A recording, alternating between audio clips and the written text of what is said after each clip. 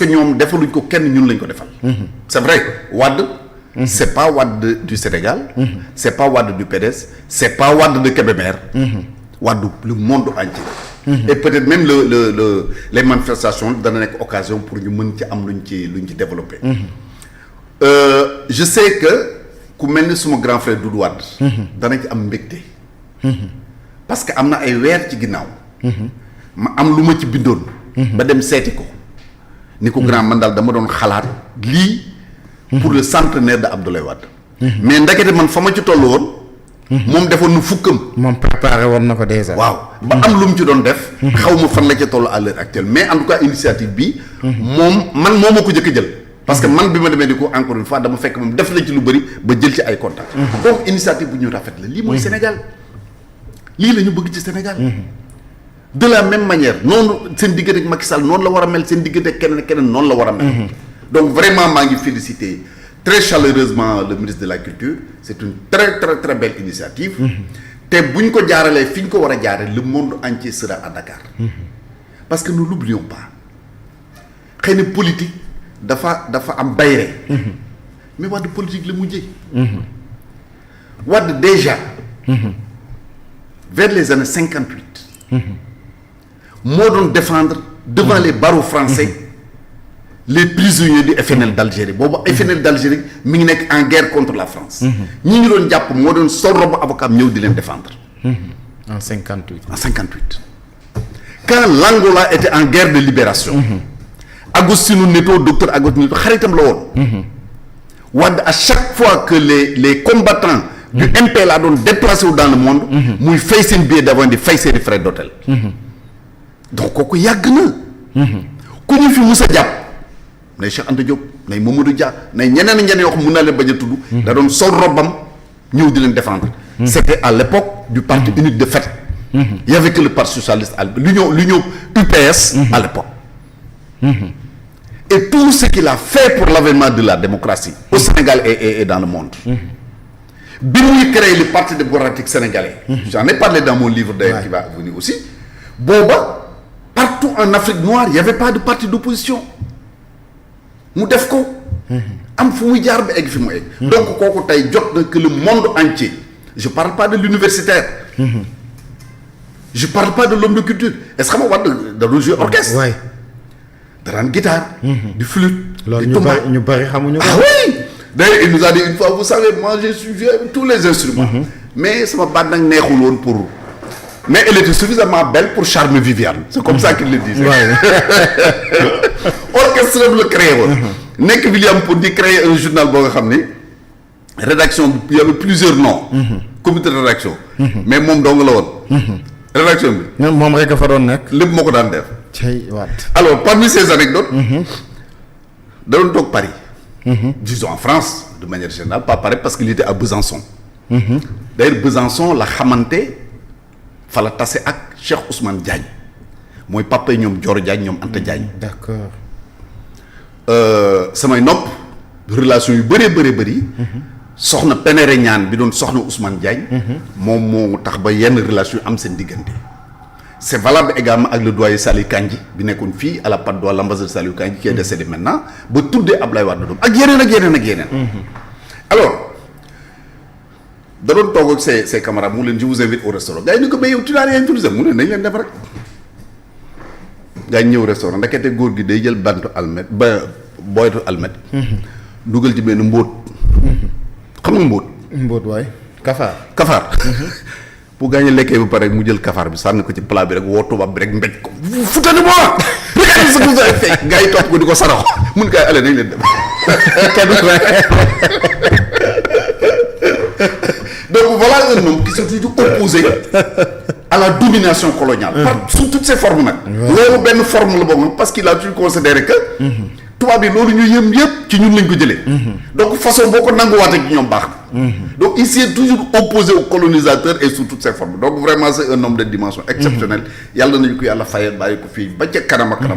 amiin mais gisoo ne dafa am une incohérence parce que tey boo ne da ngay defal président Abdoulaye Wade ancien jiitu réew lu mel noonu te ci même côté bi am na un ancien aussi président du Sénégal muy Macky Sall bu ne dafa am li mu bëgg ci di ko xëccoo ci monde bi ci àdduna bi ngeen taxaw croiser les bras mel na yéen yëgu leen tenu leen.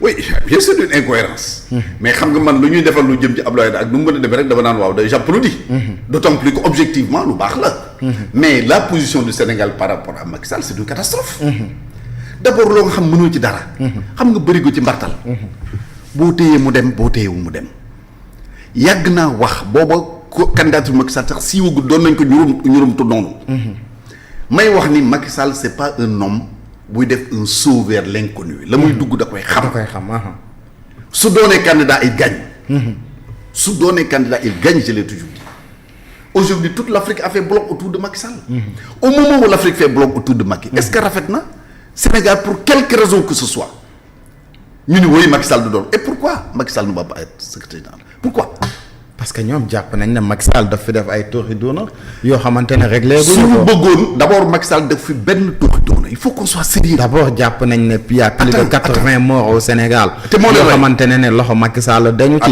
il y a aussi la fameuse dette cassée tout ça dama ne dette cachée moom defe naa dootu ñu ko wax parce que xam nañu ce que ça a coûté nit coow lu mu rëy même nit bu ñu la fekkee nga rey nit dañu naan il est présumé coupable dañu njortu ni moo def présumé coupable Macky Sall musuñu ko convoqué musuñu ko plainte musuñu ko jugé musuñu ko condamné parce que neex na la rek te boo gisee ñëpp ñu ëpp ci ñiy tëb di attaqué Macky Sall mooy ñi Macky Sall defar ñi mu defar yëkkati leen ba sénégalais yi xam leen le monde entier xam leen cër bu ne mu jox leen ko ñooñu ñooy taxaw tey di jéem a yàq der ñooñu lim ñu fexe man Macky Sall mun na wax li mu ñu defal. cër la ma jox. mu ko soxlaa gis-gis ko su ma bëggee wax ak moom. su ma ko wax mu déglu ma. bala ñu jël di si laaj ma suma xalaat mais ñi nga xam ne defal na leen lu ne. téere leen du néant ñoo xam bu dul woon Macky Sall ginnaaw ndey ak baay bu dul Macky Sall kenn du leen xam il a tout fait pour eux nga def loolu yàlla dina ko seetal ensuite lu sa yoon newul sa yoon nekku ci. ñi ciy wax ñëpp lu ci seen yoon ils n'ont ni électeur ils ne sont ni électeurs ni éligibles mi ngi mel ni boo demee ci làmb ja coow la lu muy bari bu ak sifflé ñaari mbër yee ne ci géew bi wallu teen boo dawee ba ñu ci pind bi ngay yem yër ñi war a voté Macky Sall lañ bëgg man damay ruus léeg-léeg ma gis un de mes amis qui m'appelle qui me dit mais voilà ton pays là c'est quel genre de pays qu'est-ce qui se passe au Sénégal on voit des gens qui disent nangam ak nangam ak nangam te réew yooyu fal ñoo la gën a xam ni maa ngi yow ñuy wax ñoo ñu gën a xam lu xew Sénégal. d'accord te ñii bu ñu bëggoon lu leer ba ñu toogee dañuy abroger la loi d'amnistie nañu jugé woon ñëpp. ñu xam qui a fait quoi ku ne loo def ñu àtte la bu boobaa bu ñu condamné Macky Sall. ñu xam ne moo def ñu condamné ko. kon nii amuñu benn raison pour bloquer. aucune raison aucune te it ñoom. aayuñu sax en politique. parce que bu ñu aayoon politique. dañuy sawar yàkkamti Macky Sall doon dem secrétaire national ba sori leen. ñoom ñu am jàmm tey bu Macky Sall nekkul woon en 2029 ñu gis biddiw bëccëg Macky Sall mu ni cëpp Sénégal 2029 ni candidat la à l'élection présidentielle. mais y aura pas photo y aura pas d'élection. jàpp ne da leen di ravager. kenn waxatul ñoo la gën a xam ñoom. waaw mais itam tey. ñoom bi ñu àndee nekk benn. ils ont eu 54% de l'électorat. ci conditions yi ñu ko amee. parce que nag bari na Sénégalais yoo jamono boobu dañu woon nañ jël référendum ndax jàmm am. tey ñoom ñoo ñu amoon 54%. tàggaloo nañu. n'est-ce pas. muy benn élément. ñaareel ba ñu bëri ñoo nga xam dañu nekkoon ci seen biir di xeex di rayante am lu ñu yaakaar. ñu ci bari seen yaakaar tas na tey. donc ñoom li ñu war a consacré wu. mooy naka lañ mën a def ba 3 ans 2 ans yi leen dese parce que 3e année bi année électorale naka lañ mën a def ba lancer de grands projets.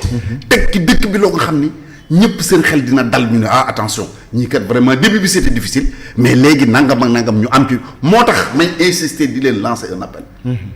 ànd leen parce que loolu ngeen jaayoon sénégalais ba ñu gëm ko. su ngeen tàggalikoo sénégalais boole leen yéen ñëpp sànni fële. d'accord. loolu mooy dëgg. d'accord en tout cas loolu leer na et yow Macky Sall depuis ba mu bëggee nekk le candidat à l'ONU jot ngeen ci waxtaan wala. non personnellement waxuñu ci. danañuy weccante nag mais waxuñu ci. mais lan mooy ay sansam tey ci ONU. ah mais largement gagné parce que Macky Sall aujourd'hui il a toute l'Afrique avec lui. À part 5 ou 6 pays peut-être ñooñu sax yaak perdre ma Espagne danañ ko rejoindre. Le monde arabe avec Macky Sall. L'Asie pratiquement avec Macky Sall. L'Europe est avec Macky Sall. ñan ñoo fi des. sauf que Trump tooñ nañ ko fan yii te ñoom am nañ droit de veto. oui bon mais loolu moom ña ko tooñ la nañ ko lijjanti su ko lijjanti ñun bu ñu ci dugal buñ ko tooñ nañ ko lijjanti. mais tu as vu les rapports entre Poutine et Macky Sall. Ouais. Tu as vu Xi Jinping ak Macky Sall. Macron ak Macky Sall. donc ñun ñëpp nag parce que aujourd'hui Macky Sall fekkoon nit ñi teg mais xëy ñu rek teg ko fa moo ko liggéey. moo ko liggéey. fu problème mës a am dans le monde day jóg porter la voix de l'Afrique. aux Nations Unies au G7 au G20 partout il porte la voix de l'Afrique ñu di ko déglu Afrique nekk ci xiif moo jóg kenn ñemewul a jóg européens yi ni ko bul dem Russie mu ne damay dem. Poutine bu daan recevoir nit fii ngay toog mu toog fële. waaw mais da nga defoon keroog ni Macky Sall moo doon recevoir Poutine ba tëxu naa ko kaay fa doo